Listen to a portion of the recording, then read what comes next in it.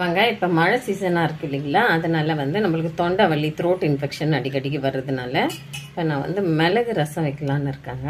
நல்லா டேஸ்டியாக காரமாக வாசனையாக மிளகு ரசம் வைக்க போகிறேன். அதுக்காக புளி ஒரு எலுமிச்சம்பழம் அளவுக்கு எடுத்து ஊற போட்டிருக்காங்க. இது நல்லா ஊறட்டும். எப்படி செய்யணும்னு பார்ப்போம்.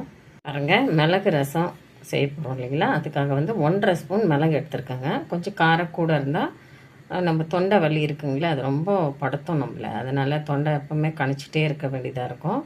நல்லா இந்த மாதிரி ரசம் ஒரு நாளைக்கு வச்சு சாப்பிடுங்க. நல்லா ஒரே நாளில் நல்லா குணமாகுங்க. அதுக்காக 1.5 ஸ்பூன் சீரகம் எடுத்திருக்கேன். இது ரெண்டும் ஃபஸ்ட்டு மிக்சி கப்பில், சின்ன மிக்சி கப்லேயே போட்டு ஃபஸ்ட்டு நல்லா இதை பொடி பண்ணிக்கலாம். அதுக்கப்புறம் நம்ம பூண்டு போடுவோம். ஒரு சின்ன பூண்டு தோலோடு அப்படியே எடுத்திருக்கேன்.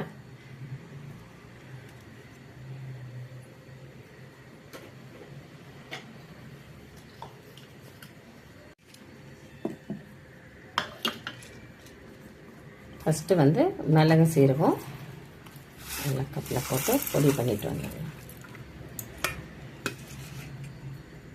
பாருங்கள், ரொம்ப குறைன்னு இல்லாமல் மீடியமாக இந்த அளவுக்கு கொஞ்சம் மிளகு நல்லா பொடியாகிற அளவுக்கு இருந்தால் தான். ரொம்ப குறைன்னு இருந்தாலே அந்த ஜூஸ் கரெக்டாக இருக்காது. மிளகோட ஜூஸு அதை அப்படியே தனியாக போட்டுக்கலாம். இப்போ பூண்டு பாருங்கள், கொஞ்சம் குறைன்னு அரைச்சிட்டேன். இப்போ நம்ம கொத்தமல்லி வாசனைக்காக நல்லா கட் பண்ணி எடுத்து வச்சுருக்கேன். இதை காம்பு சைடில் மட்டும் கொஞ்சம் இப்படி கட் பண்ணி இந்த காம்பு சைடு மட்டும் போட்டு கொஞ்சம் பொடிச்சு எடுத்துகிட்டு வந்துடுறேன்.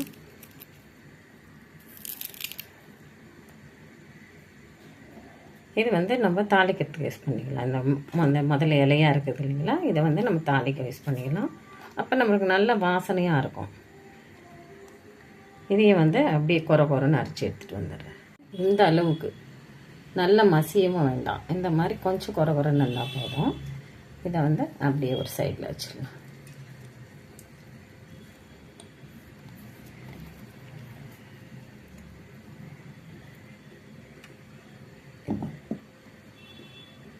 ஒரு எலுமிச்சம்பழம் அளவுக்கு நம்ம புளி எடுத்துருக்கோம். கூட டேஸ்ட்டுக்காக 2 தக்காளி எடுத்திருக்கேன். இந்த சைஸில் எடுத்திருக்கேன். இதை நல்லா இந்த புளியிலேயே இந்த ஜூஸ் எல்லாம் கட் பண்ணி அப்படியே கையில் நசுக்கி விட்டுடலாம்.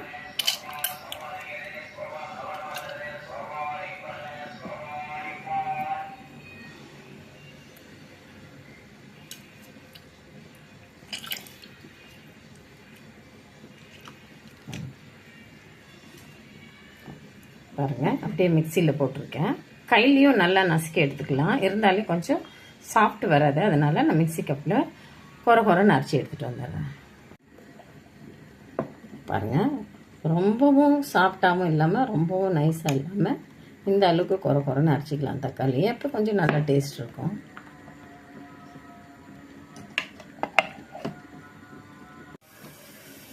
பாருங்கள், புளியெல்லாம் நல்லா கரைச்சி எடுத்துன்னு வந்துட்டேன். இப்போ தக்காளியை இதோடு போட்டு நல்லா மிக்ஸ் பண்ணிடலாம்.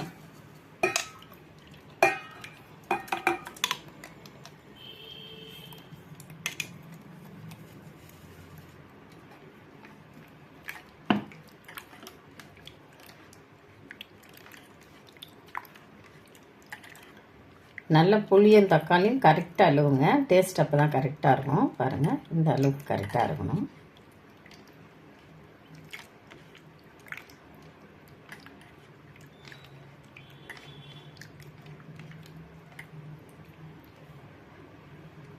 ஒரு சின்ன டம்ளர் அளவுக்கு தண்ணி மிக்சியெல்லாம் நல்லா வாஷ் பண்ணி அதிலே போட்டுடலாம். கருவேப்பிலை பாருங்கள், 2 கொத்து எடுத்துருக்கேன். அப்படியே இது ஒரு இதில் வச்சுருவோம்.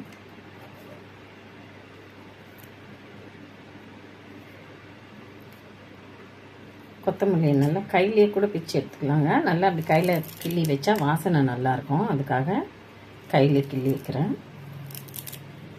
இல்லை நீங்கள் இல்லை கத்தியில் தான் கட் பண்ணுவோம்ல, அதையும் கட் பண்ணி வச்சுக்கலாம். ஒன்றும் ப்ராப்ளம் இல்லை.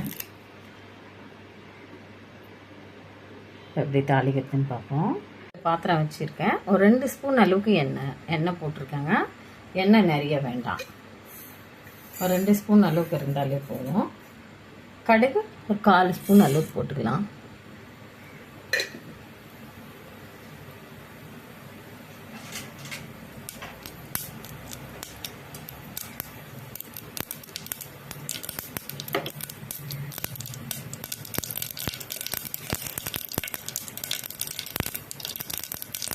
கடுகு நல்லா பொரிஞ்சிடுச்சு.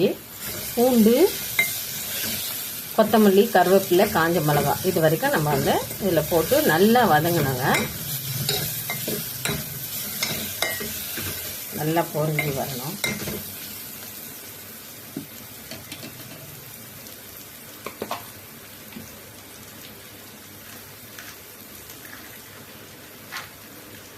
பெருங்காயம் பாருங்கள், இது வந்து கெட்டி பெருங்காயம் தான். அதை வந்து நல்லா கொஞ்சம் வறுத்து பொடி பண்ணி வச்சுருக்கேன். அதை அப்படியே இப்போ போட்டுக்கலாம், வாசனையாக இருக்கும். இது கொஞ்சம் நல்ல பவுடரோட இது வந்து கொஞ்சம் நல்ல வாசனை நல்லா இருக்குங்க. இப்போ வந்து மிளகு சீரகம் போட்டுக்கலாம். நல்லா வறுந்துட்டுது பாருங்கள். பூண்டெல்லாம் நல்லா வாசமாக வறுந்துட்டுது. பூண்டு நல்லா வந்து நம்ம த்ரோட் இன்ஃபெக்ஷனுக்கு பூண்டு நல்லா இது பண்ணுங்க. நல்லா அது கொஞ்சம் மெடிசன் நல்லா இருக்குங்க அதுக்கு. மிளகு பூண்டெல்லாம் வாசனையாக நல்லா பாருங்கள் நல்லா பொரிஞ்சிட்டுது.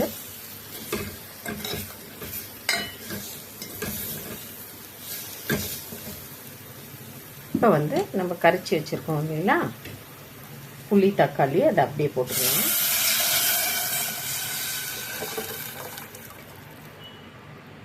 இது கொதிக்கக்கூடாதுங்க. நல்லா கொஞ்சம் பொங்கி வரைச்ச பார்த்து இறக்கிடணும். தேவையானாலும் உப்பு போட்டுக்கலாம்.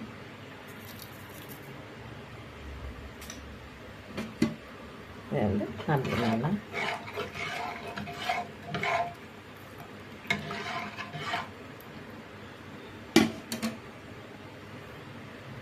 அப்படியே மூடி விட்டுடுவோம்.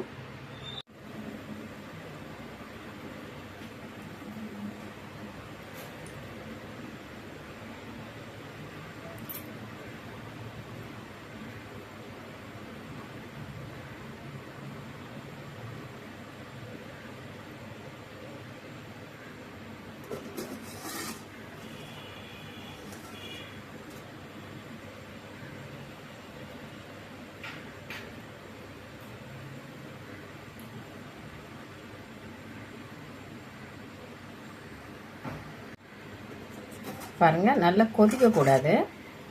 பொங்கு தான் இப்படி வரணுங்க. இந்த அளவுக்கு இது கொதிக்கக்கூடாது. அப்படியே நம்ம வாசம் நல்லா வருது பாருங்கள், கம்மன்னு. இந்த அளவுக்கு வந்து நம்ம அப்படியே ஆஃப் பண்ணிடணும். கொதி வரக்கூடாது. பொங்கி மேலே வந்த உடனே அப்படியே ஆஃப் பண்ணிவிட்டு மூடி விட்டுடலாம்.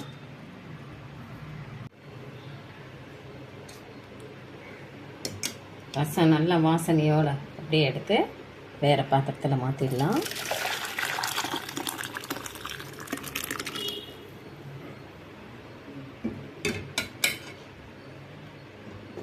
நல்லா சூப்பராக ரெடியாக எடுத்து மிளகு ரசம்.